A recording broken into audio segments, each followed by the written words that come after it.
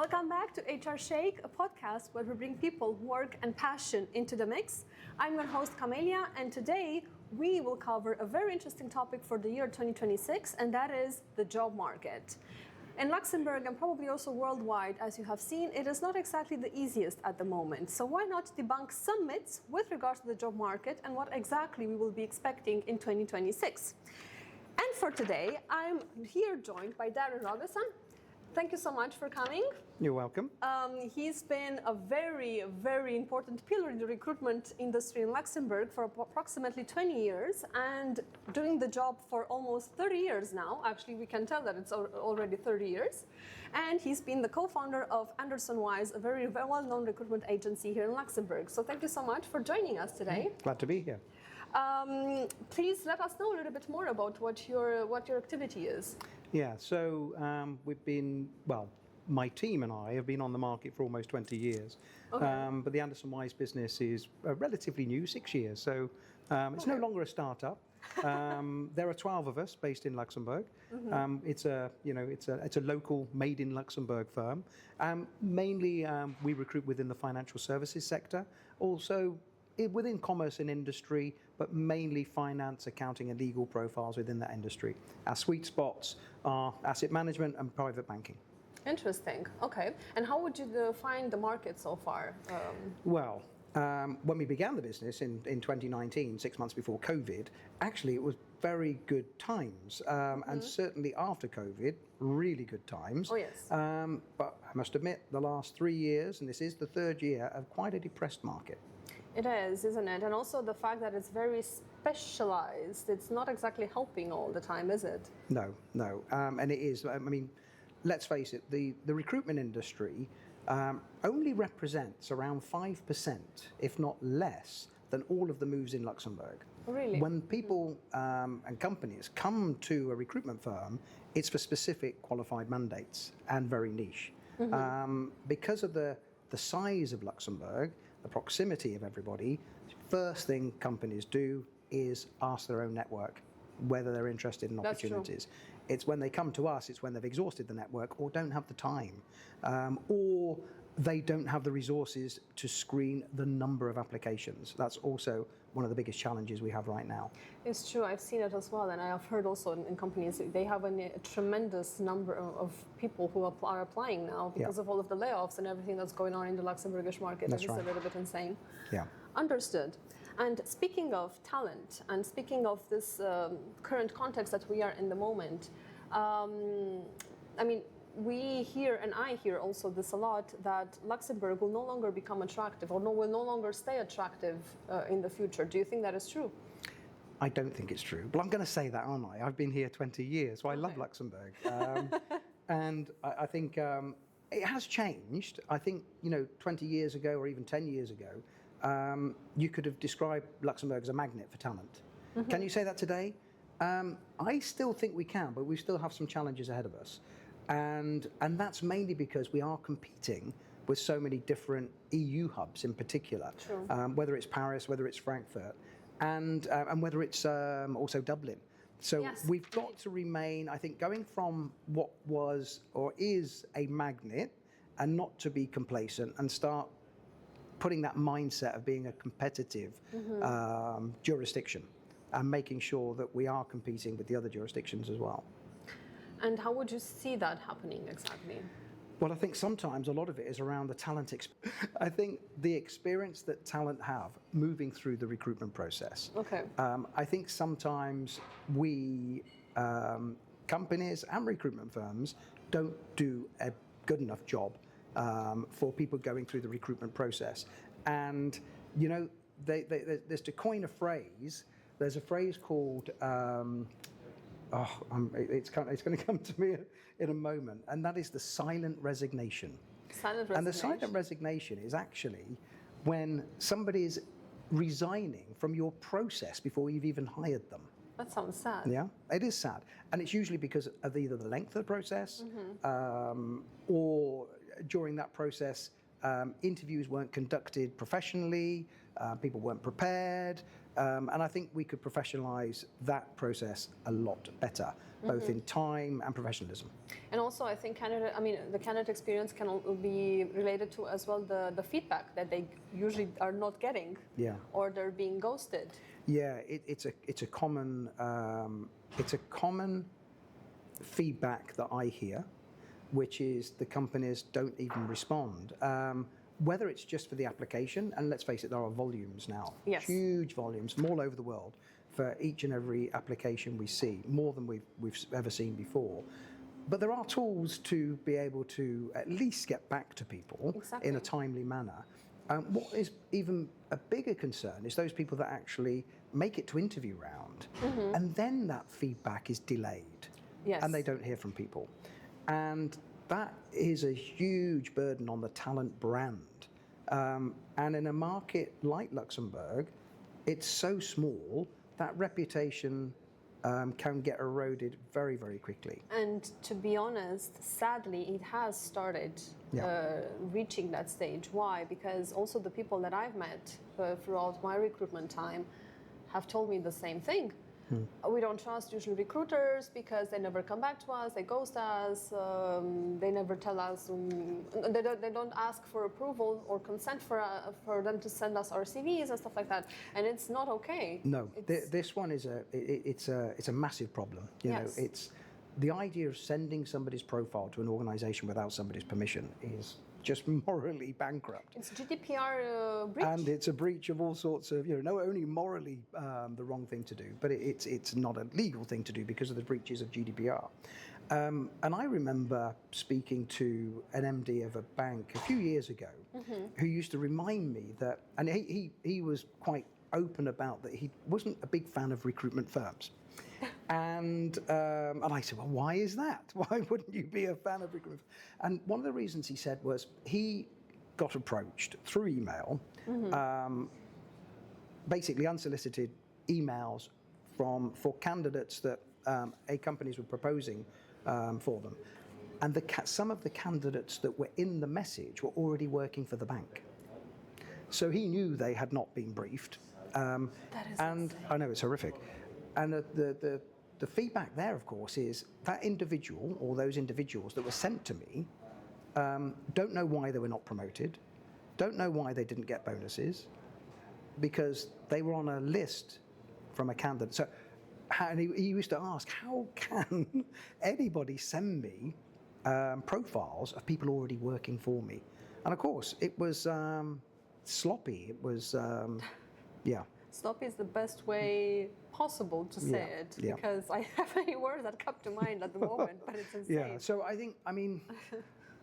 don't think that happens too often with Luxembourg-based recruiters, because we know locally the market is too small. You can break a reputation, overnight. So, a lot of the time it's not coming from Luxembourg. Okay, well, that's at least, let's say, I would say it's a good news and a bad news at the same time, because if we start having already services coming from outside of Luxembourg, we don't have no idea about our market here. That is a little bit... be selective, do your research. For sure. And what do you think employers should start doing more in 2026 to avoid waking up with missing these critical gaps, skill gaps? Yeah. I think the first thing a lot of employers have already been doing is identifying those critical gaps right now. And let's face it, it's probably around that digital skills, the AI skills. Where are the gaps today and where will the gaps be tomorrow? And I think there's a lot to be said with training internally, because I believe it's much better to upskill your current workforce than it is to go out and find new skills or people with new skills. So why not invest internally? And I think that if companies would recognize and maybe reward their managers who are prepared to continue and upskill their current population of teams, that the message is, do your audit, find out who internally are missing the gaps, and put some training programs together. Continuous learning, not just one-off annual training event. That's true. And I think, I mean, and also in this learning process, you know, they already started skipping the onboarding process or reducing drastically the onboarding process, or actually asking for candidates already to kind of skip the onboarding the process and to already, you know, start, because they should be already very experts in their jobs. Yeah, I mean, if you think about it like that, if you want people to stay, I think we should be thinking, when we are doing onboarding, we should be thinking of a 2-year horizon. We should be thinking for that individual, not just to land and find their way. Exactly. Is that 2-year horizon within the organization, and that is setting up their mentorship with somebody internally, or even externally, setting up the training programs, continuous learning throughout their career journey, and also what networking groups, especially if they're coming, you know, from international candidates that land here, what sort of opportunity they have with that support network externally. Okay, that's a good point. And I think indeed networking nowadays is really important in Luxembourg. Since we are such a small community, I'm sure they would be able to find a lot of information that they would require in this context. So that's a really good tip. And speaking of AI, there's also another myth now, you know, circulating, sometimes even maybe inducing slightly a bit of panic. I don't want to say panic, you know, let's say slightly concerns, and that is that AI will take over our jobs. Is that true or false? Well, I think it is, the majority is false. Okay. There's certainly an impact. AI is augmenting roles. I don't think there's very many of us today, certainly within the fields that I recruit, that aren't using some form of AI today. But I think that if you look at most of the roles, certainly within financial services, we are still going to require some supervision, human supervision. Definitely. And I think that's just means that we're always going to need to be able to validate and explain what the AI-supported tools do. And until they become, you know, more sophisticated, which inevitably they will, right now, human supervision is going to be required. But definitely, I completely agree. And since you've mentioned financial sector, obviously, what do you think are the roles that are more at risk at being reshaped by AI at the moment? Yeah, well, we know it's going to be the back office. We know it's going to be repetitive roles. We know it's going to be things like data entry, reconciliation type of roles. They can be already, you know, those heavy data-driven roles are certainly going to be at risk. Now, I think one of the, I suppose, upsides of that is there are going to be other roles that that will be replacing some of those roles. I mean, Luxembourg is also, remember, on a journey and actually a mission to attract more front office. Yeah, so there is going to be a bit of a change in back office to middle office to front office type of opportunities, and I think that only makes a lot of sense. I think where I worry a little is for some of those, we call them junior roles, entry-level roles, where we know that AI could take a portion of that activity. Now, the biggest challenge there is then how do we manage succession planning? Exactly. So, because, you know, we know that a lot of times people joining the firm, let's say as a graduate or an undergrad, that's how they learn the role with somebody with more experience. And they learn by, you know, doing, showing and doing. And eventually that succession planning leads to, for people to be able to progress through their career. But if we are going to miss out that vital first step, where does the promotion, how do people get promoted if they don't have anybody to replace them? True. Where does that knowledge gap, you know, does it disappear? How do we manage to continue to create a succession planning, create a career pattern for people, but without the entry-level roles? That is one of my biggest concerns, or at least a concern that you see time and time again. We still need entry-level roles to continue, but they are going to be AI-augmented roles, heavily data-driven, heavily AI-driven. And I think, in my opinion, as you said, also, we will have new roles that will come supervise, you know, the AI part. But I think for the entry levels, probably they will have to be redefined, meaning that yes, you will start your career somewhere as a junior, but you'll have to be more experienced in using AI up to a certain level in order for you to afterwards to be able to continue a little bit from a higher level than what you were supposed to be initially, if that makes sense. I think that's more or less how it will look like. I think if you're going to enter the workforce right now, if you do not have an understanding right now on what the changes and what requirements are, you better get a grip. Yeah, you should, definitely. And that's a very good point. We talked about the fact that the market is tough at the moment. Employers do have the impression that they can hire slower. Should they hire slower? No? Definitely not. I think one of the things is we've got to recognize that in-demand skills, and any profile for that matter, people aren't looking for processes that last months. We're looking for processes that last weeks. And I think companies need to be aware of that.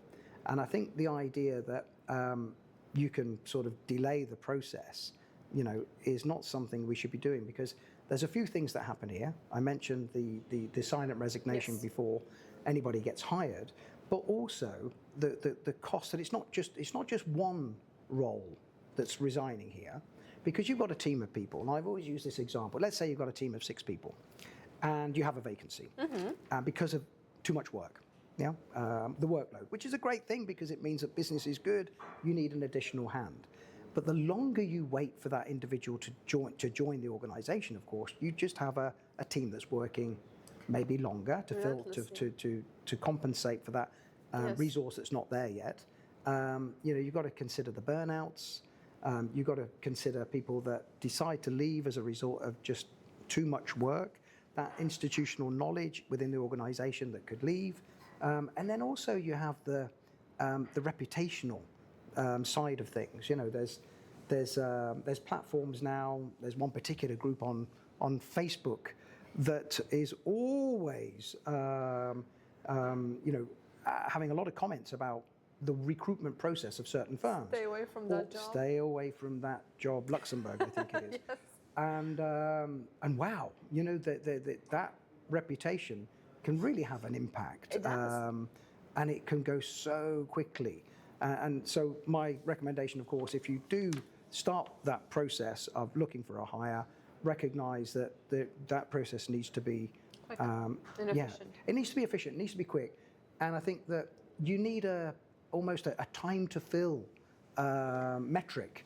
Exactly. Not just we will continue to, you need explicitly how long, and to be able to be transparent with the team. Exactly. And then at least then they can manage, maybe they manage that extra workload mentally better, knowing that there is going to be a finite date that you will hire somebody. That is so true, because also while you were talking about this, I thought about the transparency part, because there's so many people in so many situations in companies where they take so long to hire someone, and in the meantime they just get tired of being overloaded whilst their future colleague will or not come, God knows when. And by the time, that team of 6 is a team of 4, because people have left and you're still waiting for, now you've got a team of 4 doing the work for the team of 7 that should be there. So it's clearly not a good thing to slowly hire. Exactly. So that then, of course, we will say that it should not be the case. Should not be the case. Very, very bad thing to do. So ideally, avoid it. And especially now, since the market has a lot of, it's a company-driven market, so there are many more candidates out there. So technically, the choices should be way more diverse for employers to be able to decide on someone within a normal time frame and let's say a good one for everybody involved in the process. So yes, okay. Agreed. Thank you so much for being on the same page with us on that. I'm really happy to hear that. And is it true that Luxembourg can also rely on expats, always on expats, on filling certain gaps, or not necessarily? Yeah, I think the answer is they can. I think the international talent will always consider Luxembourg as a destination of choice. We discussed, there might be some challenges with that in the future, but right now it's still a destination. But I think let's not overlook the current population. True. You know, we've got this, and this isn't just Luxembourg, but we've got this unusual situation where we have a population, let's say, under 25, maybe even under 30. And then you've got this population 50 plus that are still, you know, they're out of work, a large population. And I think there's a lot of opportunity to be able to capture these two demographics and bring into the firm. And I think we could look locally before we need to look internationally, although maybe a mix of both is the right thing to do.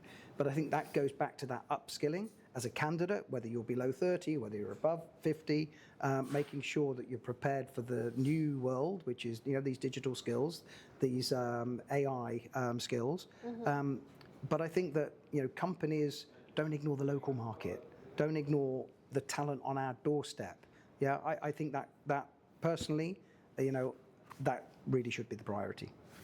Indeed, considering also the high, let's say, percentage now in terms of unemployed people out there. Yeah. And as far as I'm aware of, they're between 35 and 45, I think, and with high degrees such as, for example, bachelor's or even master's. Yeah. So technically, the focus should be first to reduce, let's say, the burden also on ADEM and. Yeah, absolutely. I think there's one of these, you know, frustrating habits from companies and recruiters to only look at people that are employed, to move from one job to the another. You know, that doesn't solve, really. Two demographics, finding employment. True, that is very true.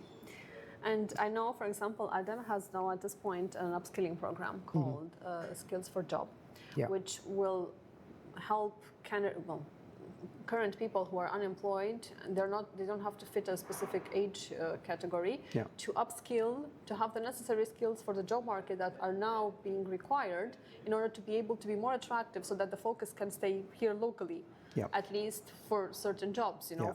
We need also to reduce the unemployment percentage. Yeah, so it is priority, local talent. It's there, and there are plenty of transferable skills within these demographics. Thank you. Let's please focus on the locals. Now, that's not to say we ignore international talent. Let's face it, the international talent is still here. But when we are looking at international talent, we do need to make sure that we are onboarding that talent well. And a lot of times I find that individuals that are looking to relocate, we ignore the family situation. Yeah? Yes. So we ignore the accompanying partner. Yeah? And this is essential to onboard individuals, is to include the accompanying partner. Definitely. If the accompanying partner wishes to find employment, is there employment for their skill set? And I'll give you a great example, and this is a true example. Yes. I remember somebody that arrived in Luxembourg, super job, and they asked me whether I could speak to their partner because they were looking for work. I said, of course, you know, I'm happy to speak to them. And have a guess what their occupation was. You won't believe it, and I'm not making this up. Bus driver? They were a marine biologist. Marine biologist? Yeah, marine biologist. a marine biologist. In Luxembourg, looking for a job. Yeah. And of course, they did realize that there wasn't going to be such an opportunity here. But it just gives you an example of people sometimes do arrive that aren't aware that certain roles either don't exist or there's too few of them. And language can also be a barrier. Definitely. Yeah, language can also be a barrier. So I think when we are looking at international talent, what is the family situation? We have to look at the things, you know, the elephant in the room, things like housing. Which is a big problem nowadays. Yeah, and it's a big issue everywhere, not just Luxembourg. So we do need to, you know, make that relative comparison. Yes. But it is an issue. Schooling, you know, the requirements for schooling. And sometimes I see companies that just, they let people just figure it out themselves. No. Ensure that they have some support. And that support, you know, there is enough professional firms out there now to provide that relocation support for the whole family, to find, you know, to make sure they're registered with the commune, to find the accommodation, to find the schooling, the childcare, and also those social networking groups that people can, you know, jump into immediately, so that they feel at home. Because the whole idea is making sure that those that come stay. And so let's make it as accommodating as possible. Let's make it as slick as possible, their integration into society. Companies making sure that they have this process involved. Immediate language training, if required, that would also help. So there's a number of things that firms could do. Of course, people need to help themselves, but I think there's a lot we can do if we want to. Not only we've gone to a lot of effort of attracting them, we want them to stay. Exactly. We should have like a retention for Luxembourg as well, not just for companies, like That's internal true. retention.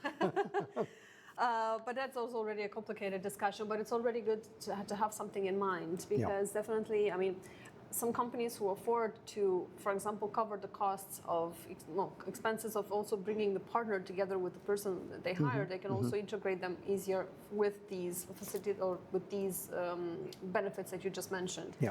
And I think that would be very nice to have, indeed. And speaking of skills, learning, and so on, there was also one last myth that I heard about recently, and that is, okay, you don't have to upskill now. I mean, the market will stabilize at some point. What do you think about that? Well, it's not going to stabilize. I think it's clear that we will continue to need upskilling.